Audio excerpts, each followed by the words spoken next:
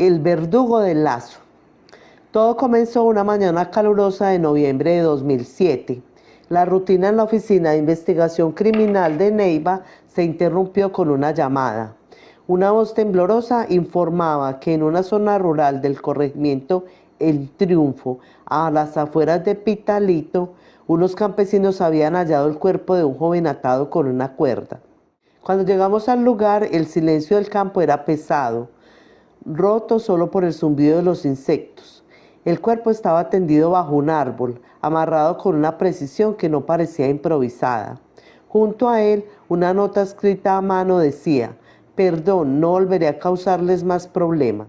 El informe preliminar hablaba de suicidio, pero los familiares lo negaron de inmediato. El muchacho Andrés Felipe Meneses tenía 24 años, era mototaxista, alegre, sin deudas ni enemigos. Decían que había salido a trabajar esa mañana como siempre, con la promesa de regresar temprano. Esa hipótesis del suicidio se vino abajo en pocos días.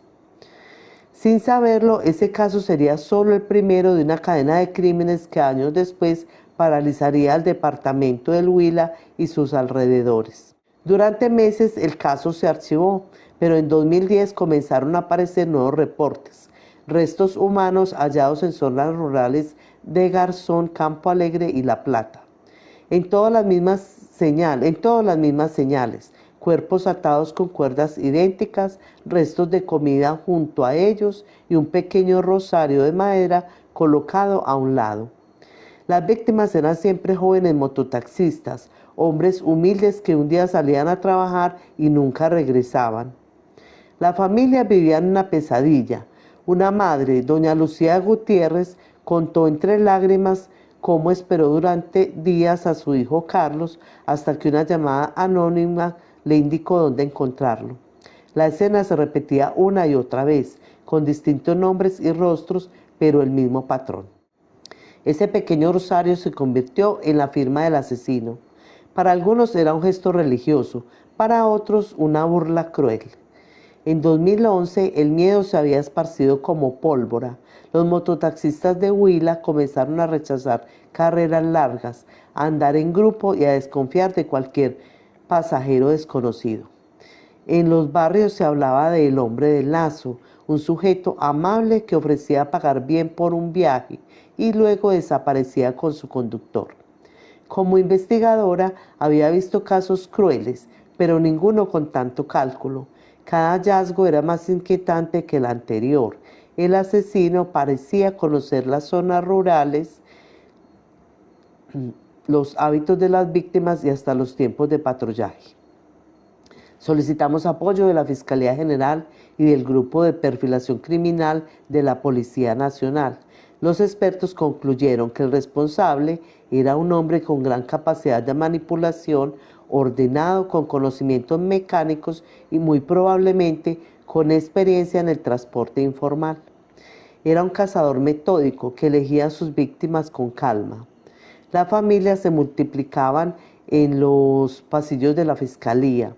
Recuerdo especialmente a doña Teresa, madre de un joven desaparecido en Gigante, que llegaba todos los días con un cuaderno lleno de nombres, fechas y lugares donde decían haber visto algo. No descansaré hasta saber quién fue, repetía. Y fue precisamente gracias a una de esas familias que encontramos la pista clave. Un padre comentó que su hijo, días antes de desaparecer, habló de un cliente nuevo, un hombre amable que le había pagado bien y que le había ofrecido otro viaje. El hombre que mencionó fue el señor Humberto. Ese mismo nombre apareció en 3 declaraciones más. No había dirección, solo un número de celular.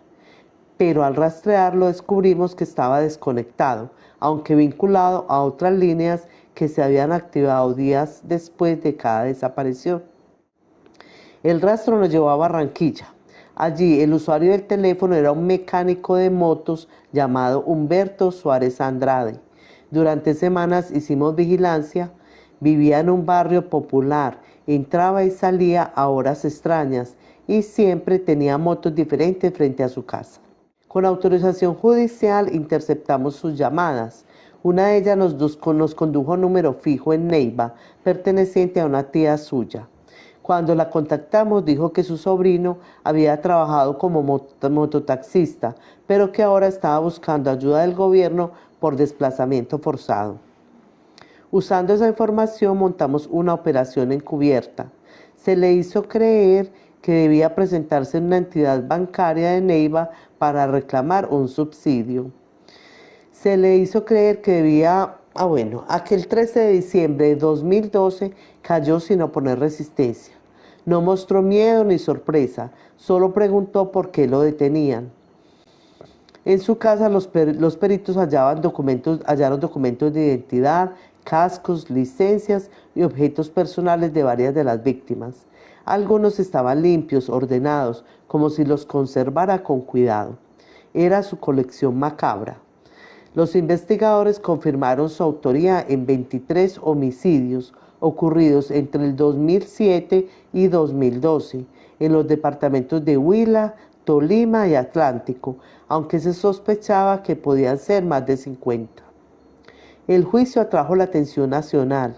Cuando fue presentado ante el Palacio de Justicia de Neiva, la multitud lo recibió en silencio. Algunos lloraban, otros gritaban con furia. Humberto, el verdugo del Lazo, caminaba con calma, incluso con una sonrisa. Durante las audiencias negó todo, afirmó que las víctimas se habían suicidado, teoría que los peritos descartaron por completo.